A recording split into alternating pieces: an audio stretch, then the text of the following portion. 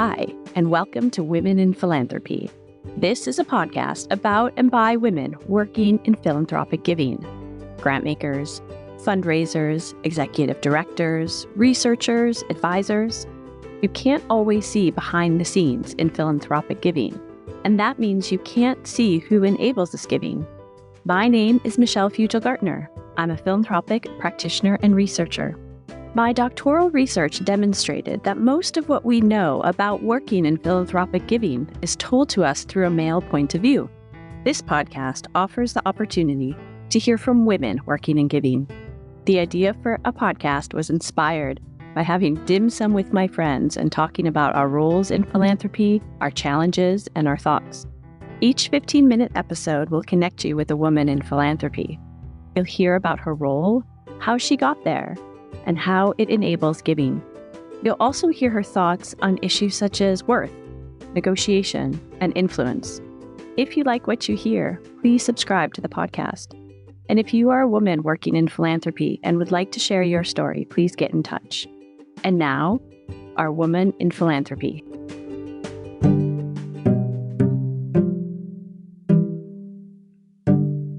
The Women in Philanthropy podcast is generously sponsored by the Voluntary Sector Studies Network. VSSN promotes understanding of the UK voluntary sector through research and provides a voice and a meeting place for voluntary sector researchers in the UK. Membership is invited from academics and practitioners. For more information, look at the website www.vssn.org.uk.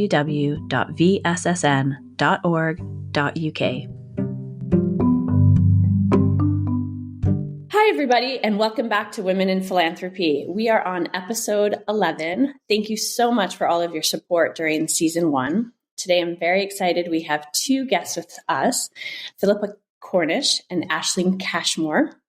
They are going to share their roles in philanthropy, and importantly, they're going to speak to us about how they work together in those roles.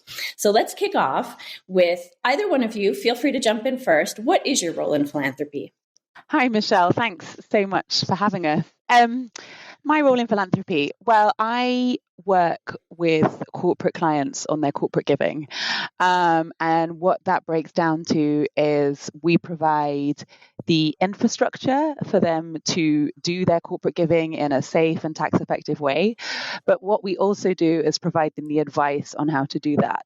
And when we say corporate giving, I guess I mean right from employee giving, employee engagement, engaging customers, right to the actual donation of profit to good causes. And so how did you come into that? I mean, is that something that you set out to do? Not a very traditional route. I actually come from a more commercial background. I spent 8 years at a PLC here in the UK, which was a travel company, and I did a variety of different roles. But the latter role before I left was in the strategy and planning team. So working on 5-year plans and ensuring that the business, which was €1 billion in profit, met its shareholder promises. And so after a while, I think, and a few cycles of that planning stage, this sort of focus on shareholder primacy began to sort of sit a bit differently with me as I saw like the impact of that on what that did to a business. There are benefits, but also like the downsides. And so I was looking for a different kind of role and looking to get into, I guess, like the non-profit sector, and really didn't know a way in or how what my experience had been would be useful. And so I started by moving to CAF in a role that was quite commercial. So I had a role that looked at projects on our pricing and looked at our relationships with third parties and just tried to, I guess, commercialize a little bit more what we were doing. So that was just a neat fit and a neat bridge from my original role into the sector. I think it's such a great story because a lot of people come and wonder how they can move into this sector and wonder how their skills can be transferable. A little while ago, we had Anna talk about moving from engineering into the nonprofit sector and the way that she applied her skills. So I think this is really a great story for people who are listening to think, how can I do this? How can I move? Well, there are transferable skills. You're moving from shareholders to stakeholders, but obviously some of the roles are very, very similar. Ashling, I wanted to shift to you. What is your role in philanthropy? So I think if you fundamentally break it down, I think what I do is I help people and organizations to think about impact and I suppose more specifically how to deploy philanthropic capital more effectively and more impactfully. And so I think what's interesting is what I do sits really on the intersection between the goals of funders, but also the needs of charities. So a lot of it is helping funders be more impactful and effective, but also helping charities and social enterprises build resilience and sustainability. So within CAF, because I work with Philippa, I head up the team that we have a team of experts, so 20 experts in social investment, in grant making, and in advisory. And so really what we do is use kind of innovative evidence-led approaches to try and really connect those goals of funders and the needs of charities and amplify the voices of the charity sectors. And so similar question for you. I mean, this is a really intersecting role, and we'll get into that in a little bit. But tell me, how did this happen for you? Did you create this role? Did you find this role? I think the philanthropy sector is full of people who've had very atypical ways of getting into what it is that they're doing. And I'd say that the key way I got into this line of work and how I got there is literally through persuasion, I would say. I, like Philippa, started in a much more traditional sector. I used to work in communications consultancy, so I worked in both agency and in-house, and predominantly in financial services. And really was dying to do something that had more purpose and struggling to find my route in there and managed to find the job that I wanted, which at the time was philanthropy advisory role within a private bank, and basically just used sheer grit and persuasion and perseverance to convince what became my boss at the time that I was the right person to take on. And I think what really helped, again, talking about those those skills, those transferable skills, I'd always been client facing. I'd always had an advisory consultancy function. So I understood, how to help a client, how to help them find solutions, how to help them think about the problems. So it was really about then upskilling myself when it came to the sector and how philanthropy worked, but applying what I already knew about consultancy and advisory.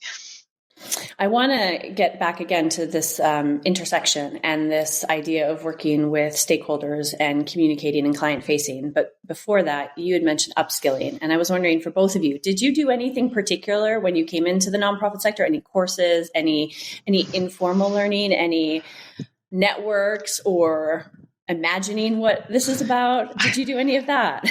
I'm so embarrassed to say that from the outside, I had no idea how complex and intellectual and difficult the sector was. I thought I've worked in like a multilingual international corporate, like how different can it be? But obviously everything from like the powers, the exchange, the stakeholders are so different. So my preparation amounted to listening to some very good TED Talks and then throwing myself in at the deep end. Subsequently, since being in the role, I've had the chance to do some upskilling, and I really do try, and because we're not a typical charity, like throw myself into situations where I can be part deeper within the sector. But yeah, no, I should have definitely done more.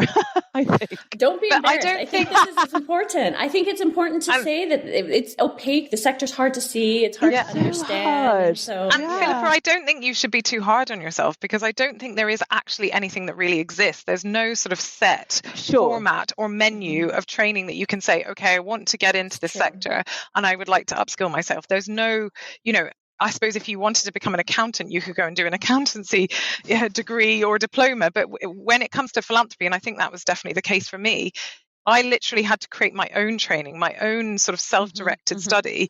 So for me, it was about finding my way. You're in the dark, and obviously I had guidance from my colleagues, but reading everything you can, attending things, actually, like you say, throwing yourself in the deep end. I don't think there is.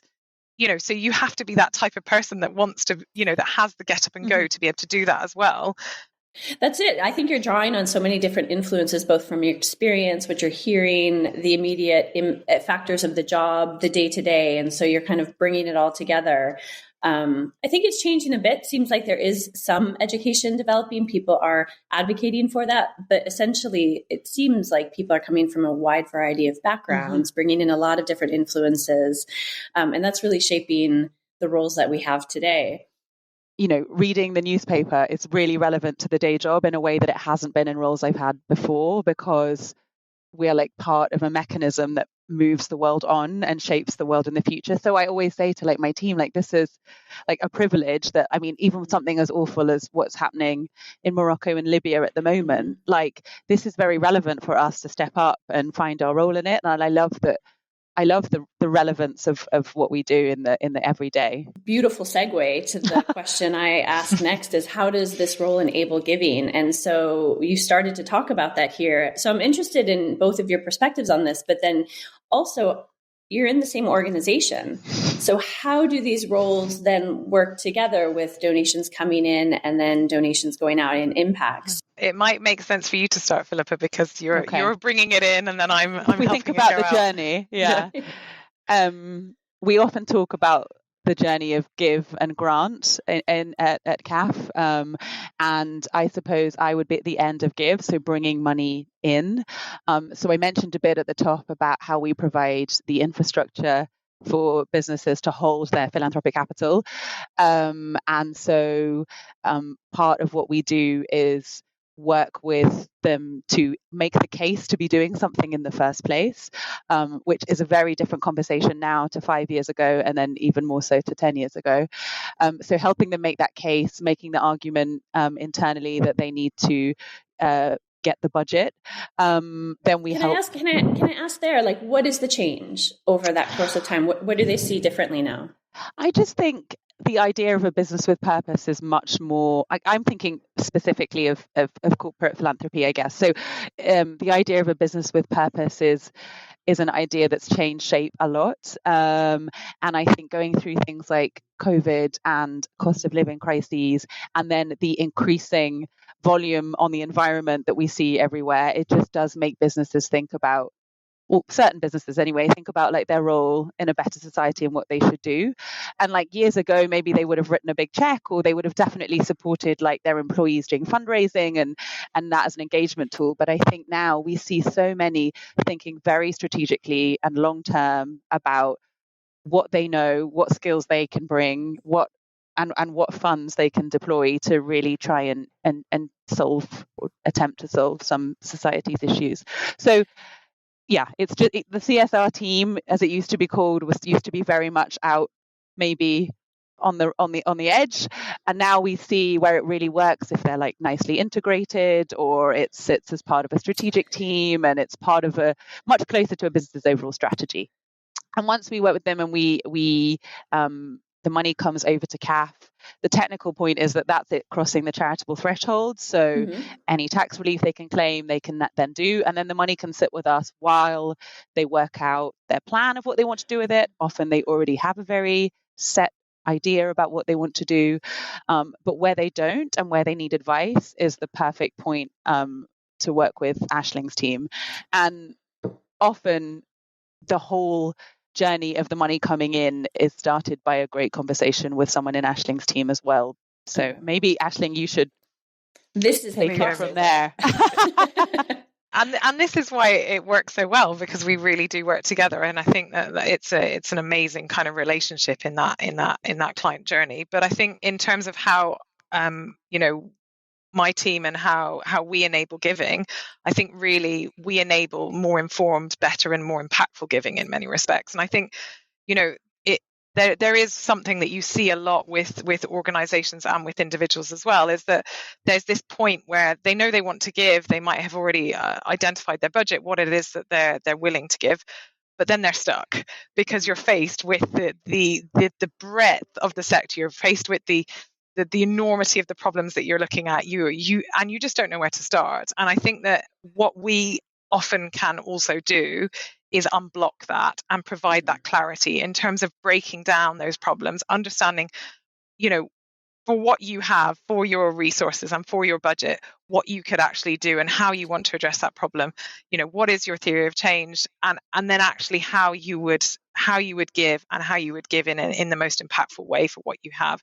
So I think a lot of what we really do is break that down for them and give them that clear pathway, because giving, it's that old adage, giving well is actually really difficult, and I think that that shouldn't be underestimated.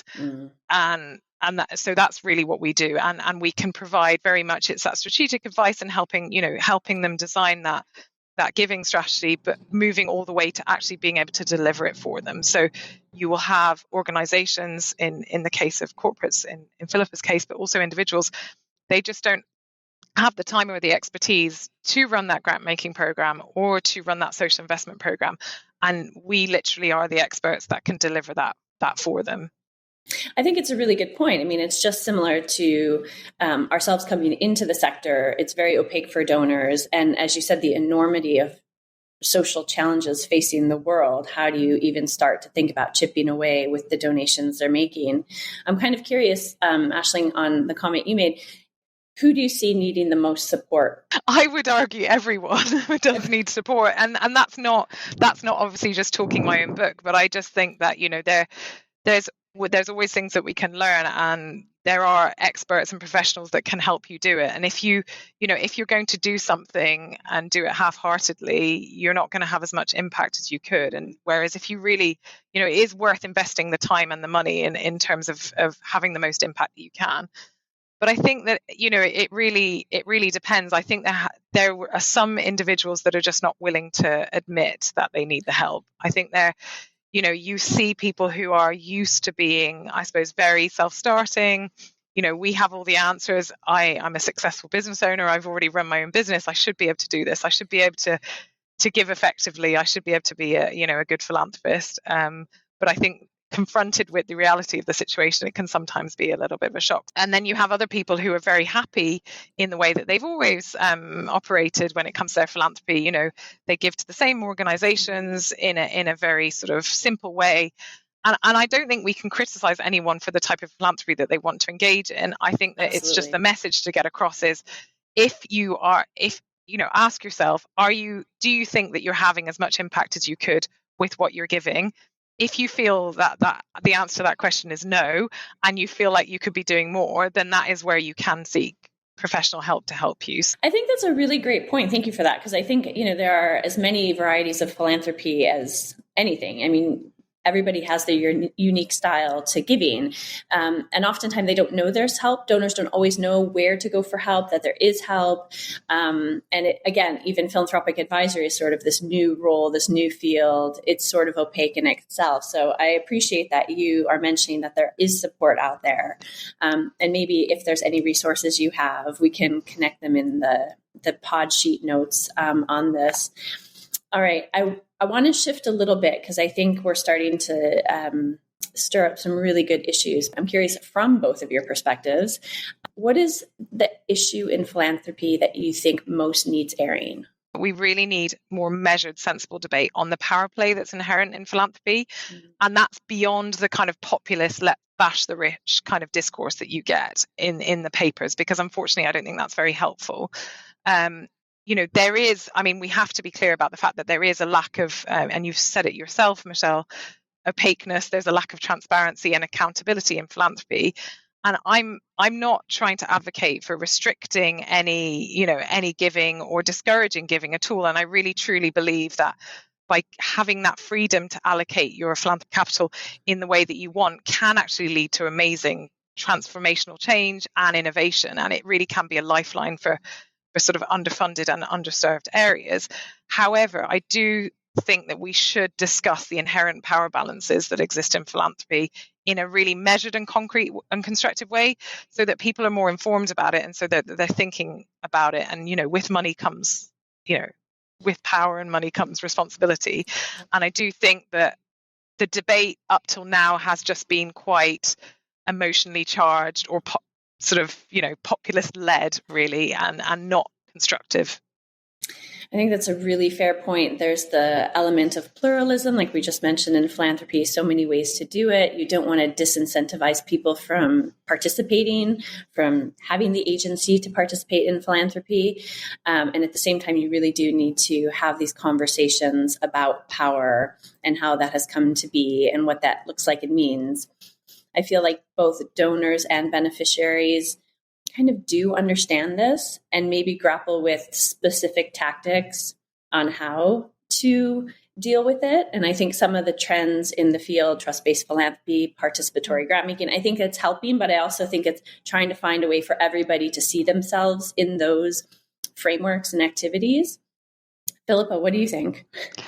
Yeah, I guess I would build on that transparency point a little bit, maybe naturally, I guess, from a corporate perspective, because I think, especially when it comes to the environment, but there's such a concern of doing something wrong or doing it in the wrong way and being called out on it, that often then people don't say anything at all. And so there can be no healthy debate or challenge of anything because nothing is open. I've been to a few conferences post-COVID where it's the same small handful of people talking about what they're doing. And there isn't so much of people being like, we're trying this or we're starting here. And if we don't have that, then it's not very encouraging more generally and more broadly. And we saw it a bit. We did some research into the FTSE 100 and their giving. And in some instances, it was so challenging in their public documents to find the record and the numbers of what they had done. And some, when questioned on it, didn't want to be too public about it. And I guess some of that does come from this fear of it, the accusation of greenwashing or charity washing or doing something. But if nobody tries, then we can't evolve and move on. So and that's really linked, I think, to something that we've been talking about in the sector for a while is actually being able to be honest about failures and things that don't go well without, having that barrage of criticism, that we should be able to learn from that.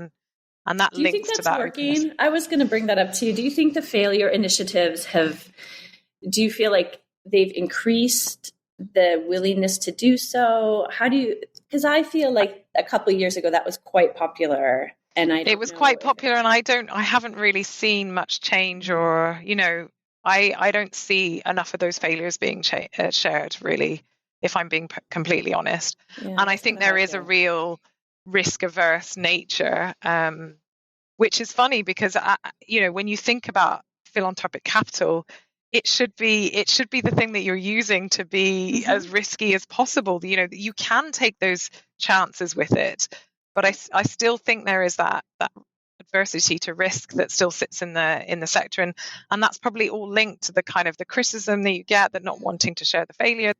Yeah, I agree with you, and there's a piece of this too, and I'm not sure. I don't think it's the solution, the total solution, but I do wonder if there's enough time in the day for folks working in philanthropy to do self-reflection. And so sometimes you get so far down and you're just so busy, right?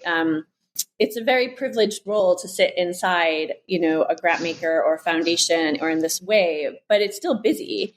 And I don't know if we've built in sort of self-reflection enough in sort of for individuals in their day, for organizations. I know we talk a lot about strategy, but I don't know how much that goes into sort of a learning mentality. I don't know how much that's applied. So I feel like there's this piece of, do we actually know what we want to say about failure or about learning? And then if maybe that's the first step in being able to articulate it and then share it publicly. All right, this is very fun. This is my favorite part, but this is the rapid fire. So I'm very curious about your answers to these questions. For both of you, what is the worst philanthropic jargon? Okay, mine is very silly and it's not even strictly jargon. I think it's just the wrong use of the word, but it drives me mad when I see donators as a word instead of donors. When people just take donate and make it donators, and I see it so much, and it makes me think of some kind of robotic, unhuman person, which is so far from how I picture a donor to be. So yes. I have not seen Donator. It's like you haven't seen Donators? No. And there's a dance that goes with it. There is. Yeah, it's such a shame this is not video. I absolutely but love yeah, that. we have a lot of jargon, but that when I thought, and I know it's not strictly jargon because it's not even a word, but it drives me mad. Yeah. I love it. I'm glad you raised it. I think there's like an action figure that can be developed from that. Right? I feel like there's a commercialization opportunity there. And now, Michelle, you're going to see the word donator everywhere. That's always the way. I know. Now I'm going to be alive to it. Oh my gosh, I love it. All right, Ashling, what's yours? Mine, funnily enough, which is weird when you think about what I do, is impact. Mainly because people have said it. That's have right. They? It feels like a word that's just, it has a different meaning to so many different people and is frequently misused and misunderstood. So I think that would be my, it is jargon, and it is ultimately a word that is poorly. Is there any better word that you'd prefer to use? I mean, in your role, is there one that you... I mean, I do even my job title has impact in it. So it is a word that I use a lot, but I think that we need to be clear about what that means. And I think you can probably talk about change and other things in certain circumstances. But yeah, I would just use it carefully and be sure that everyone around the table understands what they're talking about when they're using it. I think this is a theme that's coming out of this season, is that impact as a jargon has been mentioned a lot. So I think it's a really key reflection piece to be like, how are we using it? Have we overused it? And get more nuanced about what we mean by it. Because I think, several people have mentioned it now. So that's fascinating. The sector needs to take notice. I heard one of your guests, I think, or talk about it, and like how it's got some inherent violence in it as a word, like it's like, which is almost like the opposite of what you want it to have. So when you look at the meaning in the dictionary, it's collision, isn't it? It's collision. It's that idea of collision. So that's an interesting point, that inherent violence. I'm sure somebody's done research on how it came to the sector. I'm sure there's research out there about it, but I am curious, like, where did we adopt it from? Everybody sort of usually points to business, but I do see a lot of governmental sort of new public management influence in the sector. So I almost wonder if it's coming from that way as well. I think I'll have to go look for a paper on it, because I'm sure it's out there. Yeah, share it with us. Yeah. Yes, please do. Absolutely. All right. Well, then in a different direction, what do you think the most inspiring trend or person or project is in philanthropy right now? It's more a trend that I would like to see more of. And for me, that's democratization of impact. And I know, given what I've just said about impact, I shouldn't really be saying that. But I think it's that giving your average person access to more impactful giving solutions, more effective giving solutions. So it's not just the preserve of the corporates or the high net worth and ultra high net worth individuals. And also when we're talking about things like impact investing, and actually being able to give them access to things where they can see the change that their money is bringing about. And I think it has been seen as a preserve of a certain strata of society, and I would like to see that democratized. So I suppose it's something I'd like to see more of. I think there are pockets of it, but I'd be really keen to see that. Yeah, I would second that. I think that there's this business model in advisory services that doesn't quite get down to everybody else. And so everybody else, like you said before, everybody needs support in giving. So how do we find a way to do that? Philippa, what would you say is the most inspiring trend?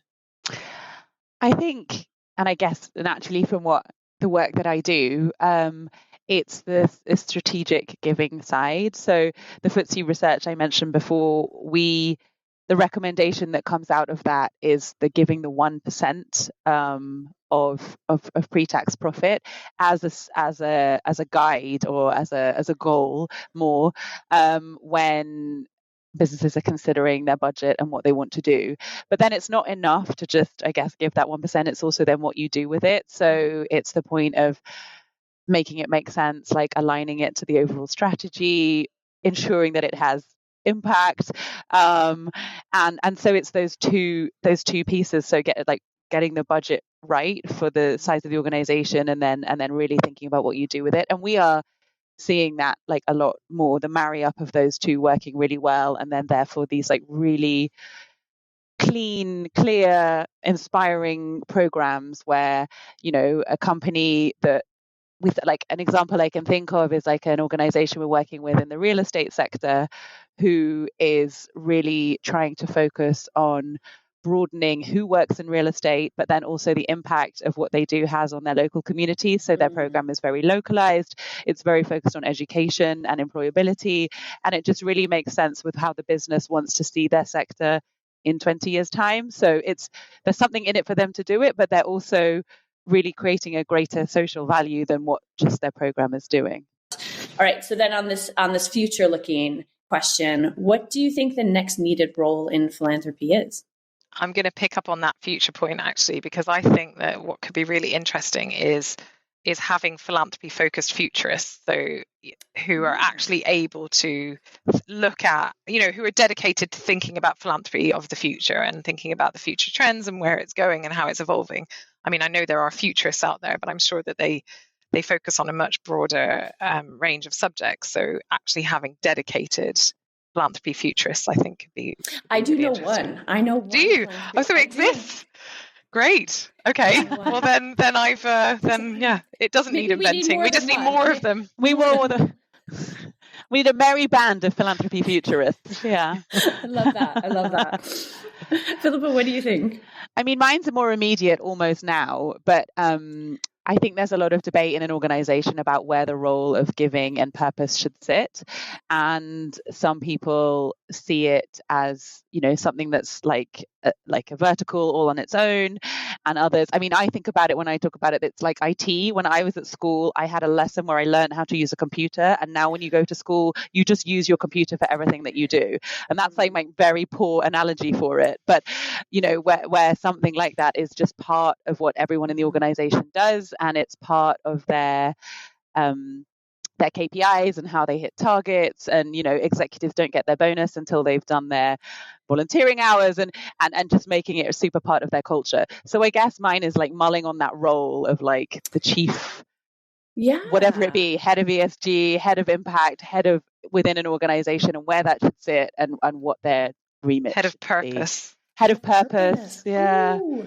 I love that too, because I think what you've just articulated is exactly how both of your roles come together. It's getting the businesses to be able to give and then think about strategically and right. I have impactfully, quote unquote, how authentically, I suppose, how they want to give that money. And I think that is having you both here to be able to speak about how that works together is, I'm so grateful for that. I want to thank both of you today for your time and for this conversation and for sharing how you work together and for sharing how you came into the sector, because I think that's fascinating how these pathways lead us into these roles. For all the listeners, we will link resources and contact information for Ashling and Philippa. And if you have any comments or questions, please feel free to reach out. We'll see everybody soon. Thanks for listening. If you enjoyed this episode and you'd like to help support the podcast, please share it with others, post about it on social media, or leave a rating and review. As well, check out all the links and the resources in the show notes. If you are a woman in philanthropy and would like to share your story, please get in touch. That's all for this episode. See you next time.